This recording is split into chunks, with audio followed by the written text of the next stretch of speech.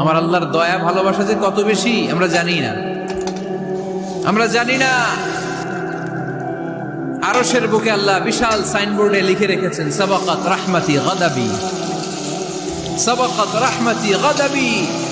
এর মানে হচ্ছে আমার রাগের উপরে আমার দয়া বিজয় লাভ করেছে।